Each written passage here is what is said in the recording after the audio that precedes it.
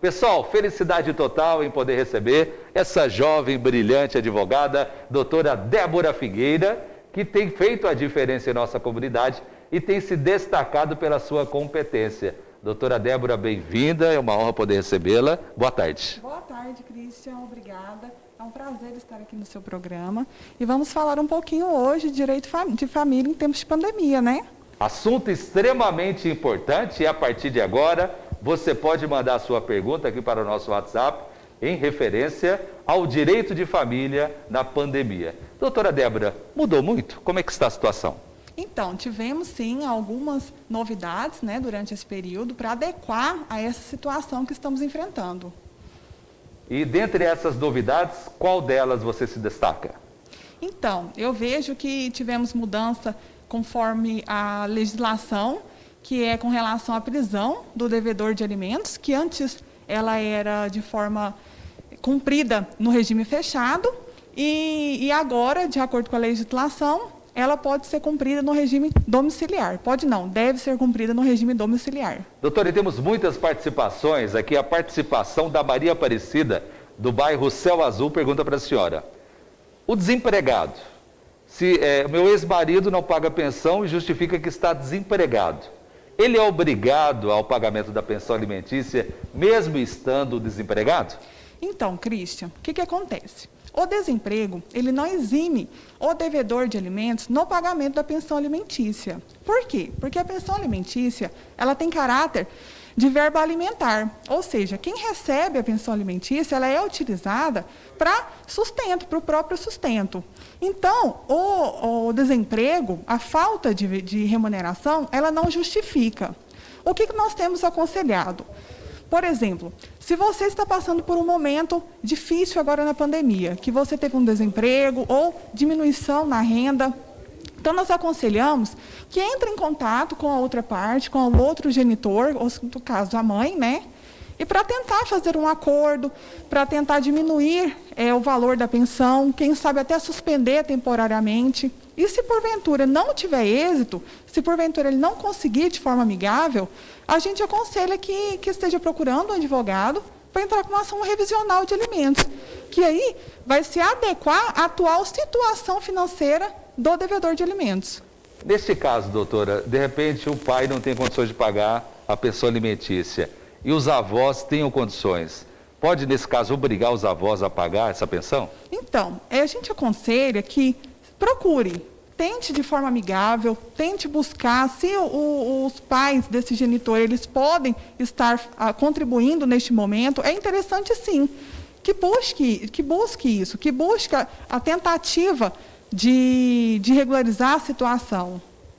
E no caso, por exemplo, da pessoa, de repente, está devendo a pensão alimentícia e a mãe descobriu que vai receber o auxílio emergencial, é possível bloquear esse dinheiro para poder pagar a pensão? Então, Christian, o auxílio emergencial, ele também tem caráter de verba alimentar, correto? Só que como nós dissemos mais cedo, agora há pouco, a pensão alimentícia ela também tem caráter alimentar. Então, o que deve prevalecer é o bem-estar desta criança, o bem-estar desse menor. Então, tem sim sido autorizados, o judiciário tem autorizado o bloqueio parcial deste auxílio emergencial para pagamento da pensão alimentícia. Lembrando que, para pagamento de outras dívidas, não tem sido autorizado, e sim para pagamento de pensão alimentícia. A gente sabe que a prisão, né, do devedor de pensão alimentícia é uma das prisões mais rápidas do Brasil. Até dizem que, em vista de outros problemas que há diante da sociedade, eu não vou nem comparar com crime, que é totalmente diferente, mas existe uma grande agilidade, de repente, para o pai que deixa de pagar a pensão alimentícia e ser preso. Aí eu pergunto para a senhora, nesse período de pandemia, essa rigidez ainda continua? Então, Christian, realmente eu concordo com você, tem sido, sim, uma das prisões mais céleres, né? E, assim, o nosso Código de Processo Civil prevê que essa prisão, ela deve ser em regime fechado. Agora, com a novidade que eu, inclusive, informei no começo do programa, o que acontece? Ela está sendo cumprida por regime domiciliar. Ela continua sendo efetiva, mas no regime domiciliar. Está sendo vedado, proibida a prisão no regime fechado. E as visitas dos pais nesse período de pandemia? Como é que está a situação das guardas? Então, é um assunto delicado, né, Cristian? Porque estamos vivendo algo muito novo, é algo que nós não temos recordação de ter vivido antes. E, assim, o que deve se prevalecer é o bom senso das partes, dos pais, bem como o bem-estar da criança. Porque, por exemplo, se essa criança ela reside com pessoas que são do grupo de risco, deve ser evitado que essa criança tenha saídas exageradas de casa, tenha contato com pessoas fora do seu convívio diário. Então, o que os especialistas têm orientado neste caso? Que a criança ou adolescente ele passe mais tempo, um período longo com um dos genitores e, futuramente, quando retornar, né, toda a normalidade, bem como também nos feriados prolongados ou nas férias escolares, seja esse período que ele deixou de conviver com um dos genitores, seja utilizado. Por exemplo, nas férias do final de ano, entendeu? Que aí ele seja reaproveitado esse período que ele deixou de estar com os pais, com um dos genitores, para que tenha esse contato. Lembrando também, a gente não pode esquecer que nós temos, graças a Deus, graças à tecnologia, né, nós temos também podemos utilizar as videochamadas para ter não perder o contato, mas evitar essas saídas exageradas da criança com contato com outras pessoas. E nós estamos entrevistando a competentíssima advogada, a doutora Débora Figueira, o tema extremamente importante, que é o direito da família em meio à pandemia. Doutora, é a senhora que atende o direito da família, como é que está a situação dos casais nesse período de pandemia? Aumentou as solicitações de divórcio ou continua igual antes da pandemia? Então, Cristian, nós temos visto na mídia, nos jornais, na internet, que tem aumentado. Eu não tive casos novos de divórcio, não me procuraram casos novos durante esse período, ainda bem, porque a gente pensa sempre, né, que deve-se tentar ao máximo manter a relação, manter o casamento, na medida do possível, mas as estatísticas têm dito que houve uma maior procura, sim.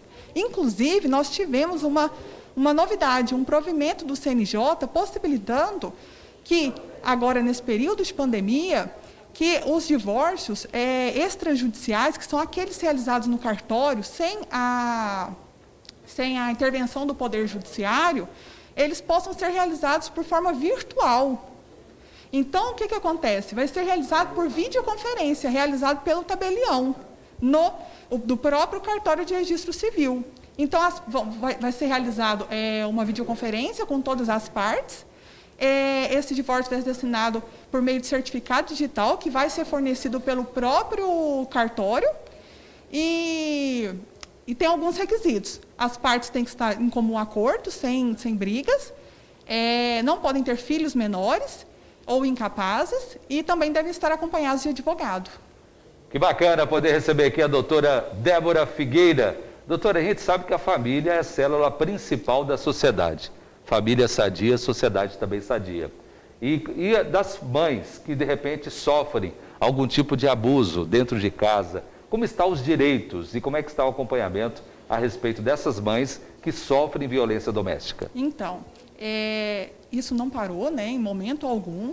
Então, a gente sempre aconselha, se realmente sofreu qualquer tipo de violência, procure a delegacia, procure ajuda, não deixe que este caso piore, porque as autoridades têm trabalhado de noite em prol dessas pessoas, e isso não teve qualquer redução, ou na verdade até melhorou, né? Podemos ver que está cada dia mais tendo maior cuidado, o serviço está sendo prestado de forma contínua, né? Que bom! Um prazer poder recebê-la aqui, doutora. Parabéns pela sua competência, muito Obrigada. Sucesso. É a primeira de muitas outras entrevistas. Aguardo o convite para mais vezes estar aqui. Se sinta em casa, porque Obrigada. esse tema é extremamente importante. A gente não quer desavença familiar, mas uma vez que ela ocorra, é importante que, principalmente as mulheres que são vítimas de abusos, possam saber dos seus direitos e preservar a sua vida junto daqueles que lhes são especiais. Cristian, é interessante, inclusive, a gente falar que, apesar dos fóruns estarem fechados, o serviço está sendo prestado de forma remota. Nós vemos todos os dias decisões novas sobre vários temas e os advogados têm trabalhado sim. Então, gente, qualquer dúvida, qualquer problema, procure um advogado para você se orientar e para poder resolver, para que todos nós possamos sair dessa situação da melhor forma possível. Que maravilha! Uma grande honra poder receber a doutora. Muito obrigado e parabéns pelo seu dia amanhã, dia do advogado, e você representa muito bem a classe. Obrigada, muito obrigada. Tá aí, falamos com a doutora Débora, assunto extremamente importante sobre o direito da família em meio à pandemia.